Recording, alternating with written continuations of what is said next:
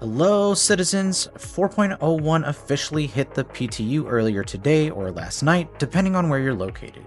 And now that CIG is officially back in the swing of things when it comes to updates and patches, I thought it would be fitting if we started doing a little bit of testing and help keep the community informed as to what's going on. Welcome back to the channel if you're a returning viewer, and welcome aboard if this is your first time here. This is Forgecore Gaming, I'm your host Phoenix, and this is my official patch watch and testing of 4.01. Now before we dive into things, I'd like to take a moment and humbly ask that you'd go ahead and hit that subscribe button if you enjoy Star Citizen content.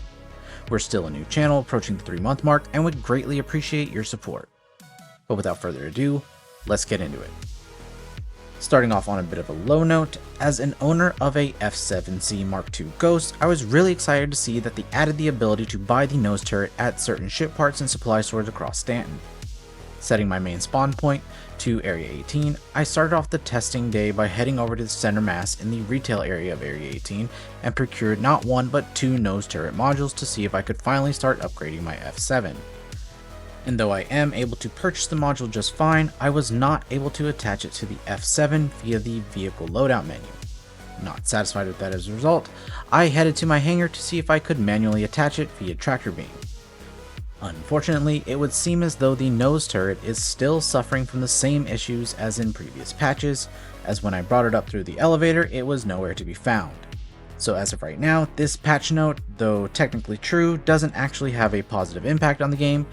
Keep in mind that I may have bought the wrong nose turret, though I consulted online sources and they all said to purchase it at Area 18, and there was only a single variant available at the shop. Let me know if you've had better luck.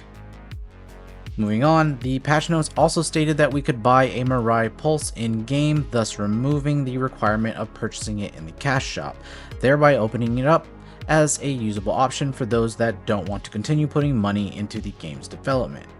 Personally, I think this is a huge win, as the Pulse can fit inside practically any vehicle with an interior. Unfortunately though, I was able to buy it, I was not able to pull it up through my XL hangar. I could see the vehicle code showing up, but it seems as if there were some collision issues preventing it from being carried up the hangar elevator. Now this may have been an isolated issue to my server, but let me know in the comments if you've been able to call yours out. Otherwise, this is just another one for the issue council. Up next is the improvement or fix to the overlapping personal hangar sounds, which are kind of fixed, as yes, I'm not getting sounds from other hangars, but I'm also not getting sounds from my hangar, which, to be honest, isn't that big of a deal to me, and I greatly prefer the quiet over the constant noises of other players' hangars. Next on the list of items I wanted to check was the lighting inside the cockpit of the Mirai Guardian, and I'm happy to report that the 90% reduction in light from the 2 vertical struts inside the cockpit is a very welcome and noticeable change that vastly improves visibility and I'm sure some eye strain. Here's a side-by-side comparing before and after so you can see just how much of a difference it made.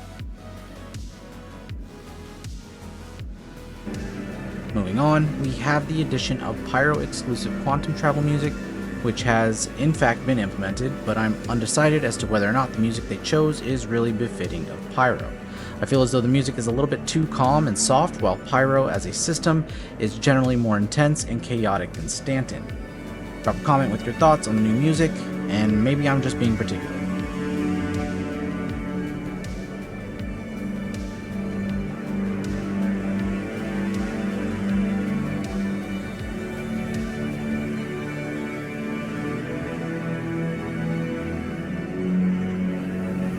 Up next is the addition of Handyman missions and Save Stanton Phase 2.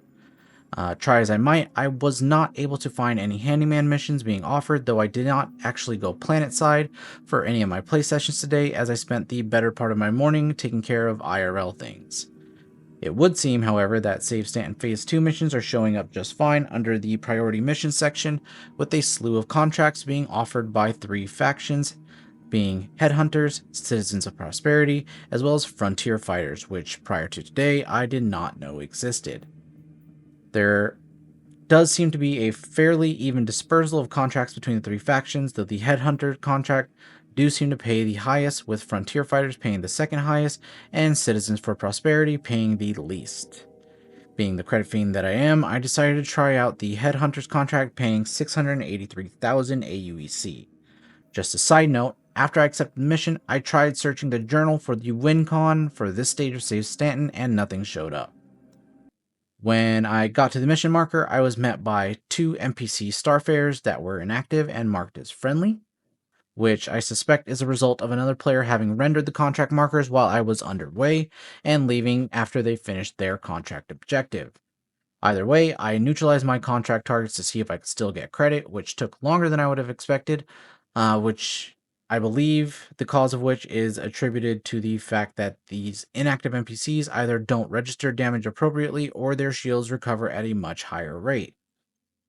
I was pleased to see that I still received credit for the contract despite their inactive status, and immediately accepted a second contract of the same type issued by headhunters to see if I could get to spawn right on top of me, much like the mercenary and bounty contracts that also take place in asteroid fields. Unfortunately, the second contract took me over 50 gigameters away, so no luck there. And during my jump, I once again checked my journal to see if there was an update and did find a new entry stating that I had to complete Headhunter priority missions a total of 6 times in order to progress through the Save Stanton event. I also made sure to see if there's an impact on reputation, which there was not, and I'm not sure if that's a bug or if that's functioning as intended. I just wanted to point that out as something that may need to be brought to the issue council. When I arrived at my second contract, it was plain to see that the high-paying option is likely best done with a party member or two, as not only did the 2 large contract targets ship spawn, but they also spawned in, from what I could count, around 6 light fighters, meaning these contracts are a rough combination of VHRTs and LRTs. Now, I was able to fight my way through most of it, repositioning when my shields took too much damage. However, one of the contract light fighters rammed me while my shield was down and sent me back to Area 18. One side note that I'd like to point out, I was forced to use chaff and countermeasures during this engagement, and they do seem to be working now. Previously, the chaff and countermeasures from the Guardian did not seem to work when trying to deter incoming missiles. This is fixed. And that concludes my Phase 1 of testing for the 4.01 PTU. Just a recap of what we covered.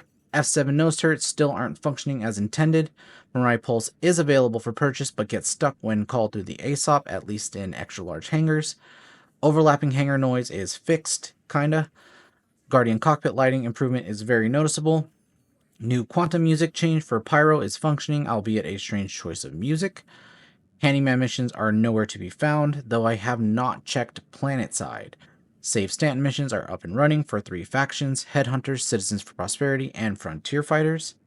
If you've done any testing for yourself, please drop a comment and let me know what you found that works or doesn't. Also, just a friendly reminder to leave a like and subscribe if you appreciate the video. As always, thank you everyone for watching, and I'll see you in the verse.